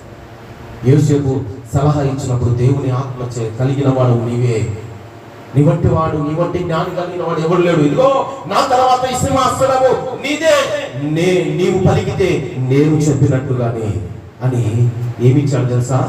అతని తర్వాత ప్రధానమంత్రిగా చేశాడు. హల్లెలూయా. చూడండి ఎక్కడి నుండి ఎక్కడికి తీసుకెళ్ళాడు దేవుడు. ఇదేనండి దేవుని ఆశీర్వాదం అంటే. దేవుని యందు నమ్మకము కలిగి జీవిస్తే దేవుని ఆశీర్వాదాన్ని నువ్వు పొందుకోగలుగుతావు. మొదటిగా యోసేపు వెళ్ళాడు. ఆ దేశంలో ఉన్న ఆ కరువునంతటిని రానివ్వకుండా మొదట సంవత్సరములు పండిన 7 సంవత్సరములు ఆ పంటనంతా ఐగుప్తు దేశములో మరి సమకూర్చేశాడు. ఈ రోజుల్లో మనం ఫ్రిడ్జ్లో పెడతాంగా, ఒకరోజు మిగిలిన పదార్థాలన్నీ ఏం చేస్తాం? పాసిపోకుండా ఫ్రిడ్జ్లో పెట్టుకుంటాం. అలాగున ఒక పెద్ద బావిని తవ్వించాడు. అందులో మొత్తము సమకూర్చేశాడు. అది ఇప్పటికీ ఆనవాలుగా ఉంది. ఆయన ధాన్యము దాచిపెట్టినది. ఆ 7 సంవత్సరాల్లో పండిన పంటను, ఆ ధాన్యం అంతటిని అందులోనే దాచిపెట్టేశాడు, భద్రపరిచేశాడు. అది పాడవకుండగా. ఎందుకంటే 7 సంవత్సరాల తర్వాత మరలా కరువు రాబోతుంది కదా, ఈ ప్రజలందరికీ ధాన్యము అందించాలి అనే ఉద్దేశం ఉంది, జ్ఞానంతో. మరి ఆ ధాన్యమును ముందే 7 సంవత్సరాల పంట అంతటిని అందులో సమకూర్చేశాడు. చూడు ఎంతటి జ్ఞానాన్ని దేవుడు ఇచ్చాడో యోసేపు. ఆ కరువు వచ్చింది, 7 సంవత్సరాలు పండిన పంట అంతా సమకూర్చాడు, పంచిపెడుతూ ఉన్నాడు. 7 సంవత్సరాల కరువులో పంచిపెడుతూ ఉన్నాడు యోసేపు. అయితే యాకోబు నివాసం చేస్తున్న ప్రాంతంలో వారికి కరువు వచ్చింది. ఐగుప్తు దేశంలో మరి ఆ ధాన్యం ఇస్తున్నారంట, రూకలిచ్చి తెచ్చుకొనుకోండి అని చెప్పేసి తన కుమారులను పంపించేశాడు యాకోబు. కుమారులు వెళ్ళారు, ఆ రాజు ఎదుట సాగిలపడ్డారు. అతని కలభావం ఆ రీతిగా నెరవేరింది. యోసేపు కలభావం నెరవేర్చబడింది, ఐగుప్తు రాజు కలభావము నెరవేర్చబడి ఉంది. ఆ 11 పంటలు సాగిలపడతామని ఆ మధ్యలో మాట్లాడుతున్నాడు కదా యోసేపు. వాళ్ళు నమ్మలేదు. సూర్యచంద్ర నక్షత్రములు అలాగే మరి సాగిలపడతా అని చెప్పాడుగా, వెర్రివాడు అనుకున్నారు, కొట్టారు, గుండెలో పడవేసి మళ్ళా తీసి అమ్మి వేశారు. కానీ ఆ రోజు రాజు అయిన తర్వాత అన్నలు వచ్చి తన ఎదుట సాగిలపడినట్లుగా దేవుని వాక్యం సెలవిస్తుంది. దేవుని ఆశీర్వాదం పిల్లగా నువ్వు విస్తరించబడాలి అన్నాడు. నీ ఎదుట మరి నువ్వు నీతి న్యాయముగా నడుచుకుంటే, నేను దేవుని ఎదుట భయభక్తులు కలిగి జీవిస్తే మరొక్కరిని దేవుడు నీ ఎదుటకు నడిపిస్తాడు. హల్లెలూయా, దేవునికి మహిమ కలుగును గాక. అందుకే ప్రియ సహోదరి సహోదరుడా, మరి దేవుడు ఆ రీతిగా ఆశీర్వదించాడు. 70 మందిగా ఐగుప్తు దేశానికి వెళ్ళిపోయారు. పిలిచాడు యోసేపు, ఇక్కడికి వచ్చేసేయండి, అందరూ మీరంతా ఇక్కడికి వచ్చేసేయండి అని తన అన్నలతో చెప్పి పంపించాడు. రాజు దగ్గర పర్మిషన్ తీసుకున్నాడు. అయ్యా, ఇదిగో నా కుటుంబీకులు ఈ ఐగుప్తు దేశానికి రావడానికి పర్మిషన్ ఇవ్వండి అంటే, కానీ రాని అని చెప్పాడు. 70 మందిగా ఐగుప్తు దేశంలోనికి వచ్చేది అని రాయబడ్డారు. 70 మందిగా వచ్చిన వారు 6 లక్షల మందిగా వారు విస్తరించారు. ఐగుప్తు దేశంలోనే కుళ్ళుకు వచ్చారు ఆ రాజులందరూ. వీళ్ళంటే ఇంతగా ప్రభవిల్లుతూ ఉన్నారు, విస్తరిస్తూ ఉన్నారు అంటే దేవునికి లోబడిన వారు. హల్లెలూయా, దేవునికి లోబడిన వాడు ఆశీర్వదించబడతాడు, దేవునికి లోబడిన వాడు విస్తరించబడతాడు, దేవుని ఆశీర్వాదాన్ని పొందుకున్నవాడు తుదకు మహాభివృద్ధి చెందుతాడు. హల్లెలూయా. చూడండి, ద్వితీయోపదేశకాండము 30వ అధ్యాయం 6వ వచనము అక్కడే ఉన్న రాయబడిన మాట. ద్వితీయోపదేశకాండం త్వరగా తీయాలి. మరియు నీవు బ్రతుకుటకై నీ పూర్ణ హృదయముతో, నీ పూర్ణ ఆత్మతో నీ దేవుడైన యెహోవాను ప్రేమించినట్లు, నీ దేవుడైన యెహోవా తనకు లోబడినట్లు నీ హృదయమును, నీ సంతతి వారి హృదయమును ఏం చేయాలంట? సున్నతి చేయాలి. నీ విస్తరించబడాలన్నా, ఆశీర్వదించబడాలన్నా నీ హృదయం ఏమవ్వాలి? ఇప్పుడు సున్నతి చేయబడాలి, శుద్ధి చేయబడాలి, మలినము తొలగించబడాలి, కల్మషము తీసివేయబడాలి, కుళ్ళు కుతంత్రాలు వదిలివేయబడాలి. అప్పుడే నువ్వు ఆశీర్వాదకరంగా మార్చబడతావని దేవుని వాక్యం సెలవిస్తుంది. అయితే దేవుని మనిషి తిరిగితే శ్రమను విస్తరిస్తావని దేవుని వాక్యం సెలవిస్తుంది. దేవునికి స్తోత్రం కలుగును గాక. చదవండి, దేవుని వాక్యం సెలవిస్తున్న మాట కీర్తన గ్రంథము 16వ అధ్యాయం, కీర్తన గ్రంథము 16వ కీర్తన 4వ వచనం. యెహోవాను విడిచి వేరొకరిని అనుసరించు వారికి శ్రమలు విస్తరించును, వారి అర్పించు రక్త పానీయములు నేను అర్పింపను, వారి పేర్లు నా పెదవులు నెత్తవు. దేవునికి స్తోత్రం కలుగును. ఎక్కడ మరో విషయాన్ని చెప్తున్నాడు, దేవునికి లోబడితే విస్తరింపజేస్తాడు. దేవుని మరిచి తిరిగితే వారిని ఏం చేస్తారంట? దేవుడు జ్ఞాపకములోనికి తెచ్చుకోడు. హల్లెలూయా. అస్సలు జ్ఞాపకములోనికి తెచ్చుకోడంట. దేవుని మరిచి తిరిగితే, దేవుని వెతకితే నువ్వు తుదకు మహాభివృద్ధి చెందుతావు. దేవుని మరిచి తిరిగితే దేవుడు ఏం చేస్తాడంట? నిన్ను జ్ఞాపకములోనికే తెచ్చుకోడంట. జ్ఞాపకంలో తెచ్చుకోవడం అంటే ఇంకొకసారి ఆలోచన. ఎక్కడికైనా మనం వెళ్తే బంధువులు అడుగుతాం, మమ్మల్ని ఎందుకు జ్ఞాపకం చేసుకుంటారులే, అనేవారు లేరా? ఏదో ఇప్పుడు ఏదో ఉందని మమ్మల్ని పిలిచారు, ఊకట్ట టూకీగా ఒక మాట వేసేది. ఎప్పుడైనా మమ్మల్ని జ్ఞాపకం చేసుకున్నారా అని ఏం చేస్తారు? అక్కడికి వెళ్ళి వారితో మాట్లాడతారు. ఎందుకని నీ ప్రవర్తన నచ్చకపోవచ్చు, నీ ఆలోచనలు నచ్చకపోవచ్చు, నీ నడవడిక నచ్చకపోవచ్చు, నీ సిద్ధాంతాలు నచ్చకపోవచ్చు. అందుకే వారితో నీవు సరితూగవు అని ఒక ఆలోచన కలిగి, వారి ప్రవర్తన ప్రకారంగా నీ ప్రవర్తన లేదని కావచ్చు, ఇక మరి ఎన్నో వారి వలె నీవు లేవని ఉద్దేశంతో నేను జ్ఞాపకం చేసుకోకపోవచ్చు. వారి వలె ఉన్నామనుకో, వారానికి 2 మార్లు, రోజుకు 4 సార్లు ఫోన్లు చేసి ఎట్లున్నారు, ఎలా ఉన్నారు, ఎక్కడ ఉన్నారు, ఏం చేస్తున్నారు ఇవన్నీ అడుగుతూ ఉంటారు. ఎందుకని? బాగున్నారు కాబట్టి, సమాధానంగా ఉన్నారు కాబట్టి, మంచి విధేయులుగా ఉన్నారు కాబట్టి, మంచిగా చెడును విడిచిపెట్టి బాగా బ్రతుకుతున్నారు కాబట్టి ఏం చేస్తారు? నేను పదే పదే పలకరిస్తూ వస్తారు. అదే బాగలేకపోతే అదే చెప్తున్నాడు దేవుడు.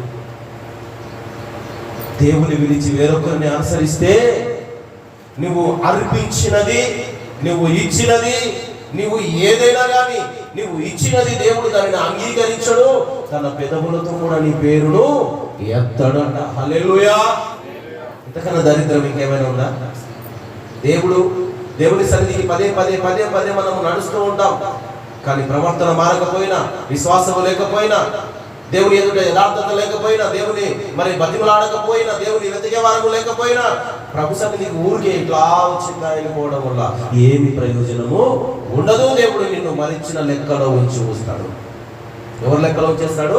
మరిచిపోయిన వారి లెక్కలో నిన్ను కూడా దేవుడు ఉంచేస్తాడు. అది కావాలా? అది అవసరం అంటారా మనకి? ఏమండి, అది మనకు అవసరం అంటారా? అందుకే దేవుని మరిచి వేరొక్కరిని అనుసరిస్తే ఏం జరుగుతుందంట? దేవుడు నిన్ను విడిచిపెడతాడు. అందుకే నీవు విస్తరించబడాలి అంటే దేవుని మరిచి నీవు వేరొక్కరిని అనుసరిస్తే శ్రమల గుండా పరిగెడతావు. దేవుని వాక్యం సెలవిస్తుంది. చూడండి, 116వ కీర్తన 7వ వచనంలో రాయబడిన మాట ఏమిటంటే, నా ప్రాణమా యెహోవా నీకు క్షేమమును విస్తరింప చేయుచున్నాడు, తిరిగి నీ విశ్రాంతిలో ప్రవేశించుము. ఎవరితో చెప్తున్నాడు ఆయన మాట? తన ప్రాణంతో చెప్తున్నాడు. నా ప్రాణమా యెహోవా నీకు క్షేమమును విస్తరింపజేస్తున్నాడు.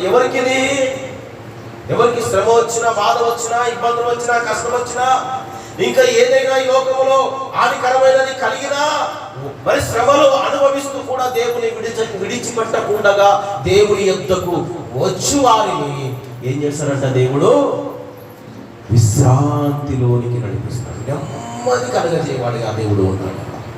నిన్ను సమాధానముతో నింపువాడిగా దేవుడు ఉన్నాడు. అందుకే అక్కడ అంటున్నాడు, నా ప్రాణమా యెహోవా నీకు క్షేమము విస్తరింప చేయుచున్నాడు, తిరిగి నీ విశ్రాంతిలోనికి ప్రవేశించము.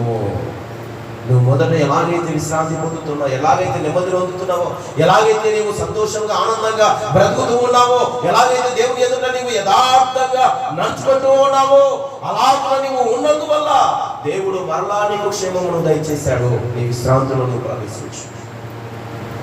పిల్లరా, ఈరోజు నువ్వు ఎలా ఉన్నావు? ఒక్కసారి కళ్ళు మూసుకొని నువ్వు ఒక్కసారి నీవు జ్ఞాపకం చేసుకో. ఒకసారి కళ్ళు మూసుకోండి అందరూ ఒక్కసారి నీ స్థితిని జ్ఞాపకం చేసుకోండి. నేను చెప్పిన మాటలు ఏమి వద్దు, నీ స్థితిని జ్ఞాపకం చేసుకో. ఎక్కడికి వెళ్ళారు? బిర్లా గేట్కి వచ్చారా? హైవే, నేషనల్ హైవే ఎక్కారా? కళ్ళు మూసుకోండి. ఎక్కడెక్కడికి మనం వెళ్తున్నాం? సండే దేవుని మందిరాన్ని మరిచి ఎక్కడెక్కడికి వెళ్తున్నాం? ప్రియమైన దేవుని సంగమా, మన జీవితంలో దేవుడు చేసిన గొప్ప కార్యాలు ఎప్పటికీ మరవకూడదు. మరిచి వేరొకరిని అనుసరించి తిరిగితే దేవుడు ఏం చేస్తాడు తెలుసా? శ్రమలకు నిన్ను అప్పగించేస్తాడు. ఆ శ్రమలో వచ్చినా కూడా మరలా నీవు దేవుని వైపు తిరిగి ఆరాధించి స్తుతించి దేవుని మయపరచగలిగితే నీ ప్రాణమును దేవుడు తృప్తిపరచువాడై ఉన్నాడు. చూడండి, వారిని శ్రమ పెట్టిన కొలది ఏం చేశారంట, ఇశ్రాయేలు విస్తరిస్తూ వచ్చారు. శ్రమ పెట్టాడు. ఎవరు? ఐగుప్తు రాజు శ్రమ పెట్టాడు, దేవుడు కాదు వాళ్ళు శ్రమ పెట్టింది. ఒక రకంగా చెప్పాలి అంటే ఐగుప్తు రాజు హృదయమును కఠినము కావడానికి దేవుడే కారకుడు. ఇప్పుడు ఏవు శ్రమలకు పాలు కావడానికి ఎవరు కారకులు చెప్పండి? ఎవరు? ఏవు శ్రమల పాలు కావడానికి కారకులు ఎవరు చెప్పండి గట్టిగా. తప్పో ఒప్పో చెప్పేశాడు అంతే. చెప్పాలి గట్టిగా చెప్పాలి. ఎలా సాతానుడు వచ్చాడు, తిరిగాడు, ఏబును చూసేసరికి ఏబులో యథార్థత కనపడింది. యథార్థత కనపడేసరికి మనవాడికి మనసులో మంట పుట్టి దేవుని సింహాసనం ఎదుట అటు ఇటు కాలు కాలిన పిల్లలాగా దిగులాడుతుంటే దేవుడు చూసి, ఏంట్రా ఈడొచ్చి తిరుగుతున్నావు అంటే, ఒకసారి ఏబు మీద ఉన్న ఆ కంచె తీసేయి, వానిలో ఉన్న విశ్వాసం మీద, వాని బండాల మీద బయట పెడతా నేను అనని అటు ఇటు దూరుకుంటూ అడిగితే, ఓరా పో, ఏం చేయకు, మన ప్రాణాన్ని ఏం చేయకు, ఇగో ఇష్టం వచ్చి నేను చేసుకో, అధికారం ఇచ్చిన పో అని చెప్పేసరికి పోయాడు. ఏబు కంచె తీసేసాడని పోయేసరికి జ్వరపడ్డాడు, మొత్తాన్ని సర్వనాశనం చేసేసాడు. ఎవరు చేశాడు? ఇప్పుడు ఏబుని నాశనం చేసేవారు. అధికారము సాతానుకి ఇచ్చాడు, సాతాను నాశనం చేశాడు. అయితే ప్రాణం మాత్రము తీయలేదు. దేవుని బిడ్డ, ఐగుప్తు దేశంలో కూడా ఇశ్రాయేలు శ్రమ పడ్డారు. కారణం ఏంటి? ఫరో హృదయం కఠినము కావడమే. మాటి మాటికి పొమ్మని చెప్పాడు, వదిలేశాడు. మరలా హృదయం కఠినం చేసుకున్నాడు. చేసుకోండి, పని చేసుకోండి. ఇప్పుడే కదయ్యా పోనిచ్చావు, లేదు అప్పుడు ఏదో నా మతి చెడి పొమ్మన్నా చేయన పని. మరలా దేవుని దగ్గరికి మోస వెళ్ళి అడిగితే ఫరోతో మాట్లాడు.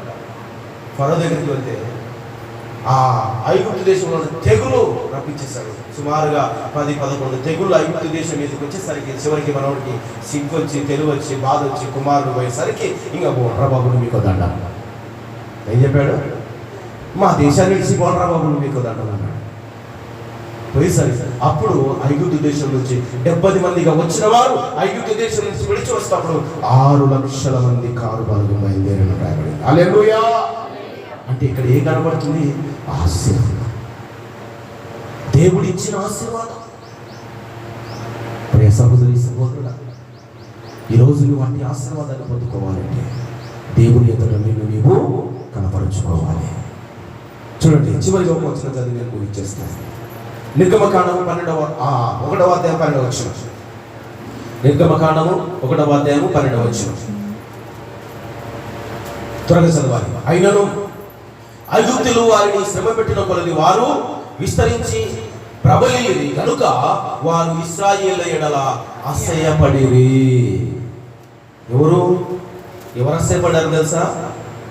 నీవు కూడా ప్రభవిల్లుతుంటే, ఆశీర్వదించబడుతుంటే దేవుని సన్నిధికి రాను వారు, నీవు దేవుని సన్నిధికి నడుస్తూ ఆశీర్వదించబడుతుంటే, నీవు అంతకంతకు వర్ధిల్లుతూ ఉంటే, నీ నివాస స్థలము దీవెనగా మార్చబడుతూ ఉంటే, ఇదిగో లోక సంబంధులైన వారు నిన్ను చూసి కుళ్ళుకునేలా ఉండాలి. నీ బ్రతుకు, నీ జీవితము, నీ విశ్వాసం.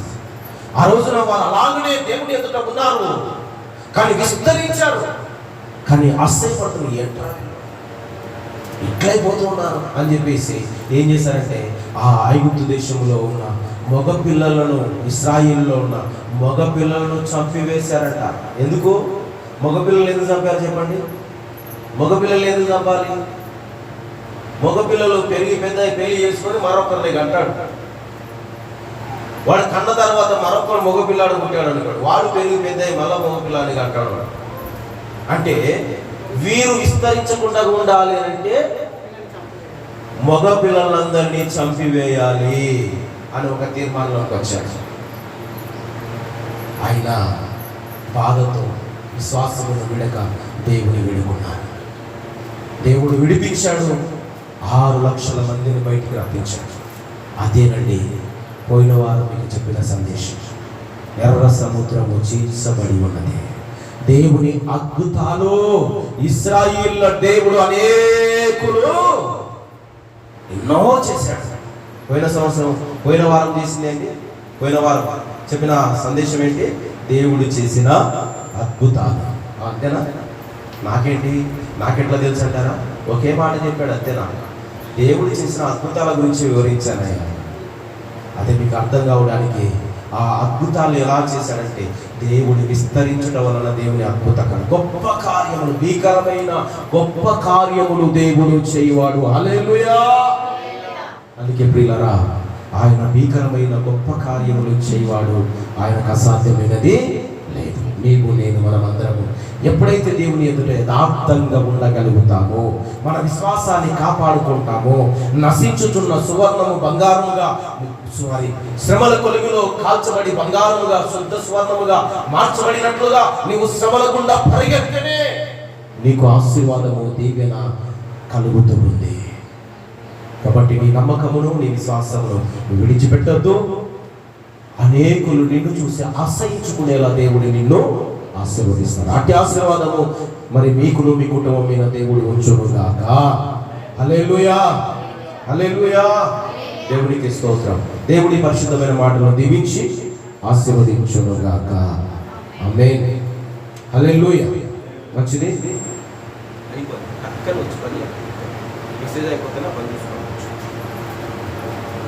దేవుని ఘనమైన శ్రేష్టమైన నామమునకు మహిమ, ఘనత, ప్రభావములు కలుగునుగాక. మంచిది. క్రీస్తునందు అందరూ లేచి